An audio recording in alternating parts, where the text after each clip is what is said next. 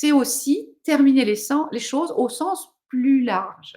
Je vais prendre l'exemple d'un grand événement, parce que quand c'est un grand événement, on y prête davantage attention. Vous voyez, vous faites une grande fête,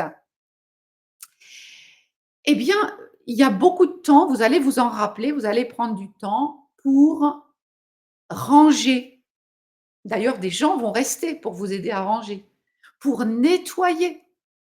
Vous voyez, je pourrais vous dire que c'est des moments importants. Moi, mes beaux-parents, leur relation a commencé tandis qu'ils passaient le balai le lendemain d'un mariage. C'est important, hein?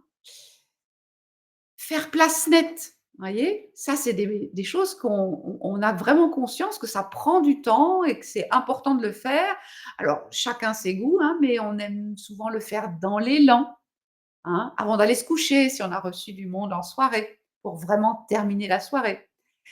Mais c'est pas que ça, c'est aussi discuter de cet événement, se féliciter de ce qui s'est bien passé, imaginer comment faire mieux la prochaine fois. Peut-être pas un nouveau mariage, mais peut-être, un baptême ou une autre fête, voyez? Et c'est plus encore, c'est aussi classer, archiver. Vous voyez, si vous avez, fait une grande fête et puis que 6 mois après, il y a encore dans votre garage des trucs qui traînent de la fête, et ben, cette fête, elle est pas vraiment terminée, hein. Un jour, vous allez finir par ranger ce matériel et dire: «Ah, ça y est, c'est fini». Voilà ce que j'appelle terminer au sens large. En gestalt thérapie, on est très attentif à ce que les choses soient vécues pleinement. Alors là, on parle de la fin, mais c'est aussi le début, hein, que les choses démarrent d'une manière très, très progressive, qu'elles se terminent jusqu'au bout.